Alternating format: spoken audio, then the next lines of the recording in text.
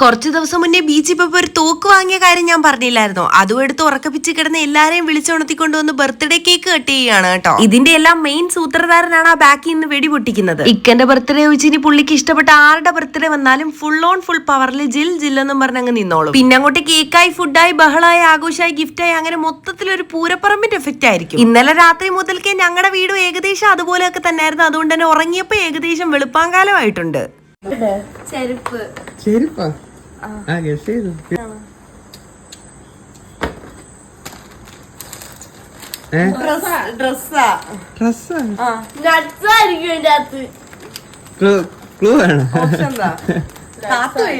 എന്തെങ്കിലും വല്ല chicken ഫ്രൈയോ fried ചിക്കനോ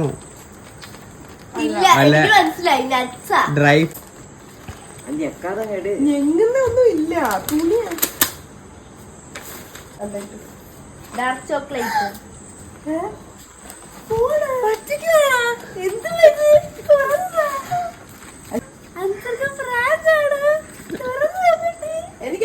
ഇത്രയും വാട്ട എക്സ്പ്രഷൻ ഇടേണ്ട കാര്യമുണ്ടോ എന്ന് ചോദിച്ചാൽ ഏകദേശം ഒരു 4 വർഷം കഴിഞ്ഞ് 5ാമത്തെ വർഷം ആവാറായി എന്റെ കയ്യിലിരിക്കുന്ന ഫോൺ. ഞാൻ അങ്ങനെ ഫോണിന്റെ കാര്യത്തിലൊന്നും അത്ര അപ്ഡേറ്റഡ് അല്ല. അതുകൊണ്ട് തന്നെ കയ്യിലിരിക്കുന്ന ഫോണിന്റെ അടിവേര് വരെ വലിച്ചിളക്കിയിട്ടാണ് ഞാൻ ഇപ്പൊ ഉപയോഗിക്കുന്നത്. വേറെ എന്ത് സാധനം സൂക്ഷിച്ചില്ലെങ്കിലും ഞാൻ എന്റെ ഫോൺ അത് നല്ല അടിപൊളിയായിട്ട് സൂക്ഷിക്കും. കാരണം എപ്പോഴും പോയി വാങ്ങാൻ പറ്റുന്ന ഒരു സാധനം അല്ലല്ലോ അത്. എന്റെ കയ്യിലിരിക്കുന്ന ഫോൺ ഇപ്പൊ നല്ല അവശ കലാകാരനായിട്ടുണ്ട്. അതുകൊണ്ട് തന്നെ കറക്റ്റ് സമയത്ത് എനിക്കിത് കിട്ടിയപ്പോ നല്ല സന്തോഷമായി കേട്ടോ. സാധാരണ വെറുതെ ഇരിക്കുമ്പോ എന്തെങ്കിലും ഒരു ആഗ്രഹം പറഞ്ഞു കഴിഞ്ഞാൽ അത് മനസ്സിൽ വെച്ചിട്ട് ഇക്ക എനിക്കത് സർപ്രൈസ് ആയിട്ട് കൊണ്ടുതരലാണ് മിക്കപ്പോഴും പതിവ്. പക്ഷെ ഈ ഫോണിന്റെ കാര്യം എനിക്ക് വാങ്ങണമെന്നൊരു ചെറിയ പ്ലാൻ ഉണ്ടായിരുന്നെങ്കിലും ഇക്കാര്യം ഞാൻ ആരോടും മിണ്ടിയിട്ടില്ല. അതുകൊണ്ട് തന്നെ ഇപ്പൊ ഇതെന്തിനാ വാങ്ങിയെന്ന് പുള്ളിനോട് ചോദിച്ചപ്പോ നിനക്ക് എന്താണ് ആവശ്യമെന്ന് എനിക്ക് നല്ലപോലെ അറിയാന്നാണ് പറഞ്ഞത്. അത് കേട്ടപ്പോ എനിക്ക് ഒരുപാട് സന്തോഷമായി. അങ്ങനെ കേക്ക് മുറിക്കലും പരിപാടികളും ഒക്കെ കഴിഞ്ഞ് രാത്രി എപ്പോഴോ കിടന്നുറങ്ങി പിറ്റേന്ന് രാവിലെ നല്ല ഇഡലി സാമ്പാറും ബ്രേക്ക്ഫാസ്റ്റും കഴിച്ച് ഒരു കുളിയും പാസ്സാക്കി അല്ലറ ചില്ലറ പണിയും അങ്ങ് ഒതുക്കി. മിക്ക വീടുകളിലും ബർത്ത്ഡേ ആയി കഴിഞ്ഞാൽ ഒരാഘോഷം ഇല്ലെങ്കിലും മുടങ്ങാതെ ചെയ്യുന്ന ഒരു സാധനമാണല്ലോ പായസം വെപ്പ്. പോരാത്തതിന് ഞായറാഴ്ച ആണെങ്കിൽ ചിക്കനോ ബീഫോ ഇവിടെ വാങ്ങും. എന്റെ ഫേവറേറ്റ് ബിരിയാണി ആയതുകൊണ്ട് ബിരിയാണി ഉണ്ടാക്കാനായിരുന്നു ആദ്യം പ്ലാൻ. പക്ഷെ ഉമ്മച്ചിന്റെ ഉമ്മ വീട്ടിലുണ്ട്. അതായത് എന്റെ ഉമ്മാമ ആണെന്നുണ്ടെങ്കിൽ ചിക്കനോ ബീഫോ മുട്ടയോ അങ്ങനെയുള്ള ഒരു സാധനങ്ങളും കഴിക്കില്ല. അതുകൊണ്ട് പ്ലാൻ അങ്ങ് മാറ്റി. അതുകൊണ്ട് സാദാ ചോറും വെച്ച് ഫ്രിഡ്ജിൽ കുറച്ച് ചൂടെ ഇരുന്നത് മീൻകറിയും ഉണ്ടാക്കി ഉമ്മാമാക്ക് വേണ്ടി മാത്രം കുറച്ച് മീനും വറുത്തെടുത്തു. അപ്പോഴത്തേക്ക് ഇക്ക പോയി പായസത്തിന്റെ സാധനങ്ങളും ഇറച്ചി സാധനങ്ങളും എല്ലാം വാങ്ങിക്കൊണ്ട് വന്നപ്പോഴത്തേക്ക് നമ്മൾ നേരെ നമ്മുടെ പരിപാടി തുടങ്ങിയിട്ടുണ്ട്. ഇന്നാണെങ്കിൽ നമ്മൾ വെച്ച ബീഫ് കറി കുക്കറിൽ എല്ലാ സാധനങ്ങളും ഇട്ട് വരട്ടി എടുത്ത നല്ല കിടിലം ബീഫ് കറി ആയിരുന്നു. ഇതിന്റെ റെസിപ്പി ഞാൻ ഓൾറെഡി ഇട്ടിട്ടുണ്ട്. ഇപ്പൊ കുറച്ച് ഞായറാഴ്ചകളായിട്ട് അടുപ്പിച്ച് ഞങ്ങൾ ചിക്കൻ തന്നെയാണ് വാങ്ങുന്നത്. കാരണം ഈ ബീഫ് കഴിക്കുമ്പോൾ എനിക്ക് നല്ല വയറുവേദന വരും. പക്ഷെ എന്ത് പറയാനായി, എനിക്ക് ഏറ്റവും ഇഷ്ടപ്പെട്ട സാധനമാണ് ഈ ബീഫ്. കഴിച്ചു കഴിഞ്ഞാൽ ഈ വേദന വരുമെങ്കിലും ഞാനങ്ങ് കഴിക്കും, പിന്നെ ഹോസ്പിറ്റലിൽ പോകും. ഇതാണ് പരിപാടി. ആ ഒരു പ്രശ്നമുള്ളതുകൊണ്ട് ഇപ്പൊ അടുപ്പിച്ച് കുറച്ച് നാളുകളായിട്ട് ചിക്കൻ തന്നെയായിരുന്നു. കുറച്ച് നാളിന് ശേഷമാണ് ഇപ്പൊ ബീഫ് വാങ്ങുന്നത്. ബീഫ് കറി ആയാലും ചിക്കൻ കറി ആയാലും ഒഴിക്കാൻ പരിപ്പ് കറിയോ മോര് കറിയോ അത് പിന്നെ ഞങ്ങൾക്ക് മസ്റ്റ് ആണ് കേട്ടോ. ഈ ബീഫ് കറി എനിക്ക് പുറത്തുനിന്ന് വാങ്ങുന്നതിനേക്കാളും എന്റെ ഉമ്മച്ചിന്റെ ബീഫ് കറിയാണ് ഇഷ്ടം. കാരണം അടിപൊളി ടേസ്റ്റ് ആണ് കേട്ടോ. ഒക്കി പറയല്ല, പുള്ളിക്കാരിന്റെ ബീഫ് കറിന്റെ അത്രയും ടേസ്റ്റ് സത്യം പറഞ്ഞാൽ ഞാൻ കടയിൽ നിന്ന് വാങ്ങി പോലും കഴിച്ചിട്ടില്ല. കാരണം അമ്മാതിരി രുചിയാണ് അതിപ്പോ ബീഫ് കറിയും നല്ല ഉമ്മച്ചീനി എന്തുണ്ടാക്കിയാലും അതിനൊരു പ്രത്യേക കൈപ്പുണ്യാണ്. ഞാനൊന്നും അതിന്റെ 7 അയലത്തൂലും സത്യം പറഞ്ഞാൽ എത്തൂല. അങ്ങനെ ബീഫ് കറിയും സെറ്റാക്കി കൂടെ കുറച്ച് പരിപ്പ് കറിയും പപ്പടവും റെഡിയാക്കി ഞങ്ങൾ പായസത്തിന് വേണ്ടി ഇന്ന് പരിപാടി ഒന്നും ചെയ്യുന്നില്ല, പകരം മിക്സ് വാങ്ങിയിട്ടുണ്ട് കടയിൽ. ഏകദേശം ഒരു 10-16 വർഷമായി കാണും വീട്ടിലൊരു കരിയാപ്പില മലം കിളിപ്പിക്കാൻ വേണ്ടി എന്റെ ഉമ്മച്ചി നല്ല കഷ്ടപ്പെടുന്നുണ്ട്. പക്ഷെ എന്താണോ എന്തോ ഇവിടെ കരിയാപ്പില വെച്ച് കഴിഞ്ഞാൽ അത് അങ്ങോട്ട് ഗതി പിടിക്കുന്നില്ലെന്നേ. പക്ഷെ ഇപ്പൊ കുറച്ച് കിളിച്ച് വരുന്നുണ്ട് കേട്ടോ. അപ്പോഴേ ഞാൻ ഈ ബീഫ് ആദ്യം നല്ല ഡ്രൈ റോസ്റ്റ് അടിക്കാന്ന് വിചാരിച്ചിരുന്നാണ്. പക്ഷെ